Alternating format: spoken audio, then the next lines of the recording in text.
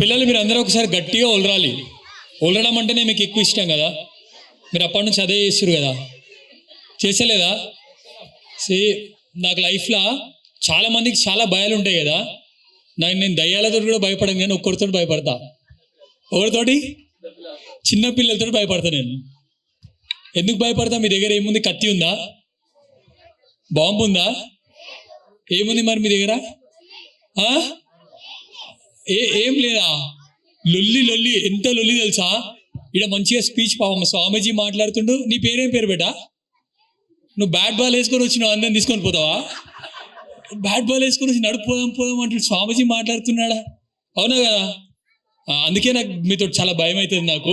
నేను జర్రసేపే మాట్లాడతా బేటా, నేను బయటికి పోవాలి సరేనా? నాకు చాలా ప్రోగ్రామ్స్ ఉన్నాయి. ఓకే, మీకు కూడా ప్రోగ్రామ్స్ ఉన్నాయి. చాలా మంచిగా ప్రోగ్రామ్ చేస్తారు మీరు. ఏంటిది ఇది? గట్టిగా చెప్పాలి. ఏంటమ్మా ఇది? సర్వా. ఇది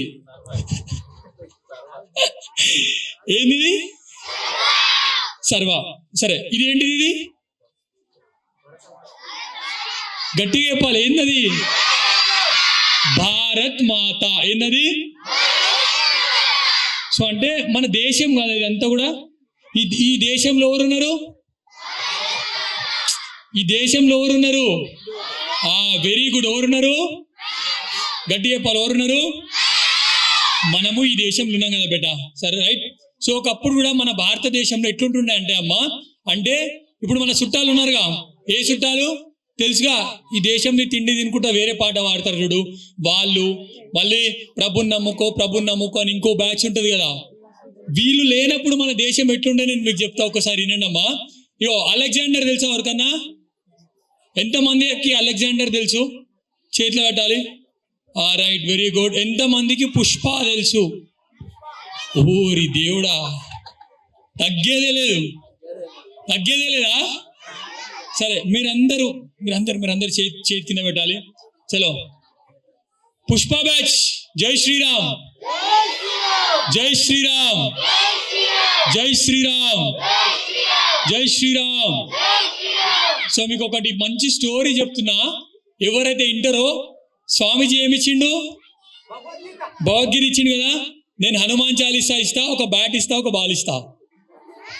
వింటారా మంచిగా? మీరు చూస్తే ఎవరు మంచిగా వింటారో, నేను అడిగిన క్వశ్చన్కి ఆన్సర్ చెప్తారో వాళ్ళకి ఖచ్చితంగా ఇవి ఇస్తాను నేను. ఓకే, సరే అమ్మా, అందరు వింటారు కదమ్మా. ఒకప్పుడు మన దేశం ఎట్లుంటుండే అంటే, అలెగ్జాండర్ అనే ఒక పెద్ద రాజు దాదాపు మొత్తం ప్రపంచాన్ని జయించి భారతదేశంలోకి ఎంటర్ అయిపోయిండు. ఎందుకు అనంటే భారతదేశాన్ని కూడా జయిద్దామని చెప్పి ఎంటర్ అయ్యిండు. చాలా సైన్యము, ఏనుగులు, గుర్రాలు అన్ని తీసుకొని వచ్చేసిండు. వచ్చేస్తే ఆయన వస్తూ ఉంటే ఏమైందంటే, కొంచెం దూరం ప్లేస్లోనంట గొడవ అవుతుందంట. అంటే రెండు వర్గాలు గొడవ పడుతున్నాయంట. ఎట్లా గొడవ అంటే, అప్పుడప్పుడు గొడవలు అవుతుంటాయి కదా.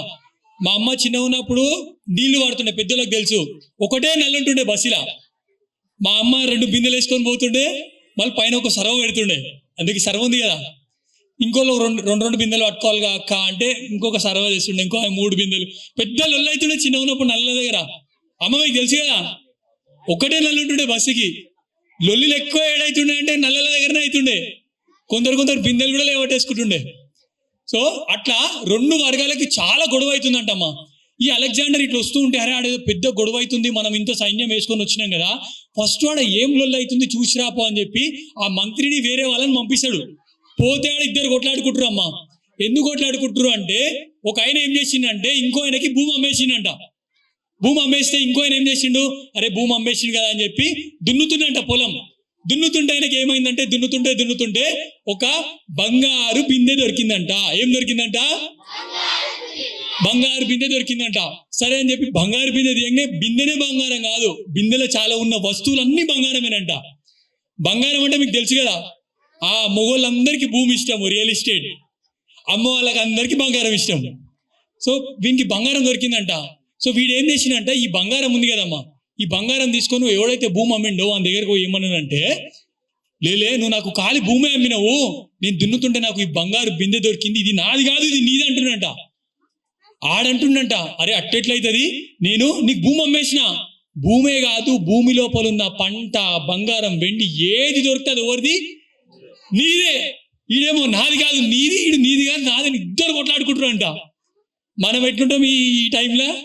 దొరికిందే 200 రూపాయలు వేసుకోవాలి పోవాలి. మరి ఇట్లా కొట్లాడుతుంటే వీళ్ళు అలెగ్జాండర్కి వచ్చి చెప్పినట్టు ఏంది లొల్లు అంటే, ఏం కాదు వాళ్ళు బంగారం కోసం కొట్లాడుతురు అంటే నాది అంటలేరు, వీడి నాది కాదంటుండు, వాడి నాది కాదంటుండు, ఈ నాది కాదు అంటుండు. అంటే ఒకప్పుడు మన దేశం ఎట్లుండే అంటే అమ్మా ధర్మం, ఇంత ధర్మాత్ములు మన దేశంలో ఉండే అంటే బంగారం కాదు, ఏమి దొరికినా సరే నాది కాదు నీదే అని చెప్పి ఏదన్నా ఒక దేశం ఉంది అంటే అది మన భారతదేశం.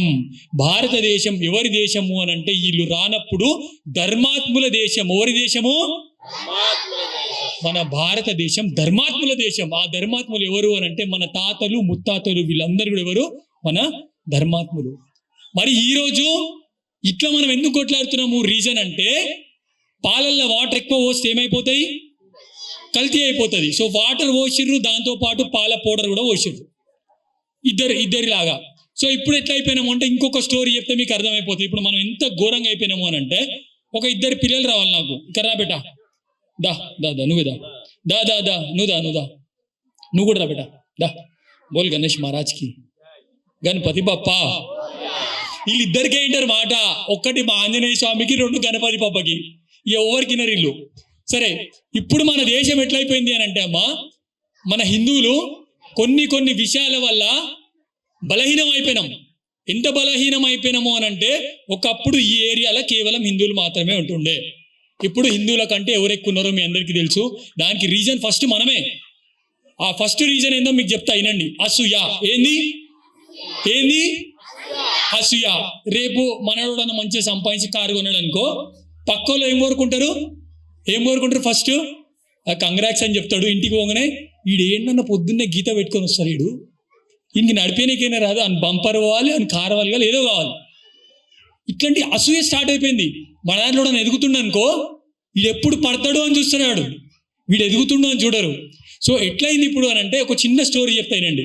2 భక్తులు ఉంటుండే, వీడంటే వీనికి అసూయ, వీనికి వీడు అసూయ. సో వీళ్ళిద్దరు ఏం చేశారంటే, ఫస్ట్ ఈడేం చేసిండంటే తూర్పు తిరిగి కూర్చొని బ్రహ్మదేవునికి తపస్సు చేసిండు. మస్తు మంచిగా చేసిండు, ఎక్సలెంట్ చేసిండు. బ్రహ్మదేవుడు ప్రత్యక్షమైండు. కాగానే వీడుకుంటాడా మనోడు, వీడిని చూసి వీడు పడమర పోయిండు. కూర్చోబెట్ట, వీడు తపస్సు స్టార్ట్ చేసిండు. ఎవరికి స్టార్ట్ చేసిండు? బ్రహ్మదేవునికే. అవతలుడు ఏం చేసే మనం అదే చేస్తాంగా. మనోడు తపస్సు స్టార్ట్ చేస్తే బ్రహ్మదేవుడు ఫస్ట్ ఈయన స్టార్ట్ చేసి ఈయన దగ్గరకు వచ్చి మస్తు తపస్సు చేసినావు, నీకేం కావాలి అని అడిగిండు. ఎవరు? బ్రహ్మదేవుడు. మనోడు ఏం చేసిండు తెలుసా? చెప్తా కానీ ఫస్ట్ ఆడు ఇంకోటి తపస్సు చేసిండు, ఆయన దగ్గరకు పో. వాడు ఏదైతే అడుగుతాడో దానికంటే నాకు డబల్ అని అడుగుతాడు. ఎవరు? ఈ ఫస్ట్ పర్సన్. సరే అని చెప్పేసి బ్రహ్మదేవుడు ఎక్కడ పోతాడు? ఈయన దగ్గరకు వస్తాడు. ప్రత్యక్షమైతే బ్రహ్మదేవ వచ్చేసినా ఏం కావాలి నీకు అడుగు, మస్తు చేసినావు నువ్వు కూడా తపస్సు అని అంటే, సరే నువ్వు నాకు ఈ కానీ ఒక్కటే నిమిషం. ఏంది అని అంటే, ఏం లేదు. ఫస్ట్ వాడు ఏం అడిగిండు? ఈయన అడుగుతాడు. సో అప్పుడు బ్రహ్మదేవుడు ఏమంటాడు తెలుసా? నీకు ఏది ఇచ్చినా సరే డబల్ ఇవ్వమని చెప్పిండు. నీకు నేను ఏది ఇచ్చినా సరే దానికి ఆయన ఏం చెప్పిండు? డబల్ ఇవ్వమని చెప్పిండంట. సరే మనోడు అనుకుంటాడా? సరే ఏం లేదు బ్రహ్మదేవ, నువ్వు నాది ఒక కన్ను తీసే అంటాడంట. బ్రహ్మదేవుడు 2 కళ్ళు తీసేస్తాడు. అంటే ఈరోజు ఏమైపోతున్నామంటే అమ్మా, ఈ జెలస్ ఫీలింగ్ వల్ల, అంటే మనోడు ఎవరైనా ఎదుగుతుంటే మనము కాళ్ళు పట్టి లాగుతున్నాం కదా, దాని వల్ల ఎవరు లాస్ అవుతారు? గట్టిగా వాళ్ళు ఎవరు లాస్ అవుతారు? హిందువులు లాస్ అవుతారు. మన పిల్లగాడు మంచి చదువుకొని ఒక డాక్టర్ అయితే అది మన హిందువులకు లాభం. ఒక లాయర్ అయితే ఎవరికి లాభము? మన హిందువులకు లాభం. మనోడు మస్తు డబ్బులు సంపాదిస్తుండు, మంచి మార్గంలో సంపాదిస్తుండు, ఎవరికి లాభం అమ్మా? మనకి లాభము. మనోడు ఎదుగుతుంటే ఎదుగు కాక నువ్వు ఎదుగు అని చెప్పి మనం ఎట్లా అంటే ఆంజనేయ స్వామి ద్రోణగిరి పర్వతాన్ని లేవట్టినట్టు లేవట్టాలి. మనం ఏం చేస్తాము? లేవడతామా? సైలెంట్ నన్ను కూర్చుంటామా? కూర్చోము. ఆడ ఏంద్రా నాయన, నా ముందలనే గింత, నీ ముందలంటే గంతే ఉండాలి, ఆడు కాదు కదా. సో మన వాళ్ళు ఎవరైనా ఎదిగితే ఖచ్చితంగా మనం ఏం చేయాలి? గట్టిగా పాలు ఏం చేయాలమ్మా? ప్రోత్సహించాలి. రెండోదమ్మా, పెద్దోళ్ళు మీరు ఇంతమంది ఉన్నారమ్మా, మీ అందరికీ రామాయణం తెలుసు. రాముడు ఎంత గొప్పోడు అని అంటే, ఒక మనిషి ఇట్లా బతకాలని చెప్పి రాముడు చెప్పిండు. సో రాముడు ఉడతని కూడా దగ్గరికి పిలిచి ఈ వానరులందరూ అంటుంటే లే ఉడత కూడా చాలా గొప్ప పని చేస్తుంది, ఉడత చేసే పని తక్కువ కాదు, మీరు చేసే పని ఎక్కువ కాదని చెప్పి ఉడతని, వానరులని, కోతులను కూడా రాముడు సమానంగా చూసిండు, డిఫరెన్స్ క్రియేట్ చేయలేడు. కానీ ఈ రోజు మన పరిస్థితి ఏమైందంటే ఈ చిన్న చేయిని చూసి అర్థమైంది. ఇట్లా చేయబెట్టరు అందరు ఇట్లా. ఇవి ఏమున్నాయి, దీనికి ఏమున్నాయి, ఇవి ఏమున్నాయి బేటా, ఏమున్నాయమ్మా, 5 వేళ్ళు ఉన్నాయి కదా. ఒక్కసారి ఇట్లా పట్టండి, ఇట్లా పట్టండి. ఇది ఏమైంది, ఇది పిడికిలి. Very good. ఏమైంది ఇది, ఏమైంది ఇది పిడికిలి. సో సనాతన ధర్మం అనే ఈ పిడికిలి ఇట్లుంటే చాలా స్ట్రాంగ్ ఉండేనంటమ్మా. ఇట్లా స్ట్రాంగ్ ఉన్న పిడికిలికి ఏమైంది అని అంటే ఒకరోజు ఈ ఏలు వచ్చిందంట. ఈ ఏలన్నదంట, అరే ఏమైనా పట్టుకోవాలంటే నేను లేని పట్టుకోలేరు, అందరికంటే నేనే గొప్ప అని చెప్పి ఏలన్నదంట. ఇగో ఈ ఏలన్నదంట, ఈ ఏలుకుంటుందా, అట్లెట్లయితుంది, అస్సలు కానే కాదు. ఎవరినన్నా చూపించాలంటే ఇట్లా చూపిస్తారు, ఇట్లా చూపిస్తారు, ఇట్లా చూపిస్తారు. ఎవరన్నా చూపించారు కదా, ఇట్లా చూపిస్తారు. కాబట్టి అందరికంటే గొప్ప నేనే అని చెప్పి ఈ ఏలన్నదంటమ్మా. ఈ ఏలుకుంటుందా, నాలాంటి ఏలు అందరికంటే బక్కగా పొడుగ్గా నేనే ఉన్నా, నేను గొప్ప అని చెప్పి ఈ ఏలు అంటదంట బిడ్డ. సో ఈ ఏలు ఊకుంటుందా, ఊకోదు కదా. రాజు అయినా సరే, పెళ్లి కొడుకు కావాలన్నా సరే ఫస్ట్ ఎంగేజ్మెంట్ కావాలి. ఎంగేజ్మెంట్ కావాలంటే ఉంగరం దొడగాల్సిందే, అందరికంటే గొప్ప అని చెప్పి ఏ ఏలు అంటదమ్మా, ఈ ఏలు అంటదంట. లాస్ట్ బట్ నాట్ లీస్ట్ ఈ ఏలు మనకు తెలుసు కదా, నేనే గొప్ప అంటదంట. ఇది గొప్పనా? మీరు ఇట్లా పెడితే మీకు ఏదో గుర్తొస్తుంది, నాకు అది గుర్తొస్తలేదు. ఇది ఎందుకు గొప్ప అంటదంటే, ఏది లెక్క పెట్టాలన్నా సరే ఫస్ట్ అని లెక్క పెడతారు కాబట్టి ఫస్ట్ ర్యాంక్ నేనే, తగ్గేలే పుష్ప అంటదంటే. ఇది ఏది, ఈ ఏలు. సో ఇట్లా ఈ ఏలు నేను గొప్ప అని కొట్లాడుతూ ఉంటే తెలియకుండా అవతలికి వెళ్ళి బలమైన పిడికిడి వచ్చి ఈ చెయ్యిని గుద్ది చంపేసిందంటమ్మా. ఆ చెయ్యి ఎవరో కాదు, సనాతన ధర్మంలో ఈ 5 ఏళ్ల రూపంలో ఉన్న ఈ రోజు కొట్టుకుంటున్న ఒక యాదవ్, ఒక రెడ్డి, ఒక బ్రాహ్మణ్, ఒక మాల, ఒక మాదిగ. ఇట్లా మనము కొట్టుకుంటున్నాము కాబట్టి వేరే వాళ్ళు మన దగ్గరికి వచ్చి దాడి చేస్తున్నారు, మన మీద దాడి చేస్తున్నారు. రెండోది, నాకు తెలిసి ఇక్కడ అమ్మ వాళ్ళు చాలా మందికి తెలుసు, ఒకప్పుడు చాలా మంది ఉండే, ఇప్పుడు చాలా మంది మైగ్రేట్ అయ్యి వెళ్ళిపోయారు. అయినా సరే దేనికి భయపడకుండా ఇదే ఏరియాలో మనం ఉండాలి అని చెప్పి ఇంకా ఉన్నారు కదా. మీ అందరికీ మీరు గట్టిగా చప్పట్లు కొట్టాలి. ఎందుకు అనంటే ఛత్రపతి శివాజీ మహారాజ్ ఎక్కడ ఉన్నాడు అనంటే ఛత్రపతి శివాజీ మహారాజ్ ఎక్కడ లేడు. ఇక్కడ కూర్చున్న ప్రతి ఒక్కరి లోపల ఛత్రపతి శివాజీ మహారాజ్ ఉన్నాడు. సో ఛత్రపతి శివాజీ మహారాజ్ ఎక్కడైతే ఉంటే అక్కడ ఎవ్వరికి కూడా భయపడరు. ఒకటే చిన్న రిక్వెస్ట్ ఏంటి అనంటే, ఈ చిన్న పిల్లలు ఇక్కడ ఉన్నారు కదమ్మా, ఈ పిల్లలు గొడవ చేస్తే వీళ్ళని ఒక జిజియాబాయి, ఛత్రపతి శివాజీ మహారాజ్ తల్లి తన ఒడిలో పెట్టుకొని కూర్చొని రామాయణం, మహాభారతం, హనుమాన్ చాలీసా నేర్పించినట్టు వాళ్ళకి మొబైల్ ఇవ్వకుండా ఇవి చెప్పండి అమ్మా. మీరు మొబైల్ ఇస్తే తగ్గేదేలు ఎగ్గేలేదు అని చెప్పి మనడు ఏవో మోడల్ తెలుసు కాబట్టి మీకు మోడల్ చూడు, వాళ్ళకి తెలుసు అంటే మనది కూడా కొంచెం మిస్టేక్ ఉంది. కాబట్టి అది కాకుండా పిల్లలకి ఖచ్చితంగా రామాయణం, మహాభారతం ఇటువంటివి నేర్పియాలి. నేర్చుకుంటారా బేటా మీరు?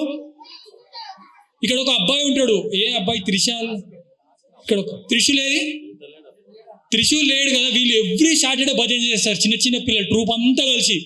వీళ్ళకి ఎవ్వరు లేరు చెప్పేటోళ్ళు, కానీ వీళ్ళు పోయి చేస్తారు. వీళ్ళకి గట్టిగా చప్పట్లు కొట్టాలి. మనం ఏమనుకుంటామంటే ఇవి కోతులు అనుకుంటాము. వీళ్ళు కోతులు కాదు.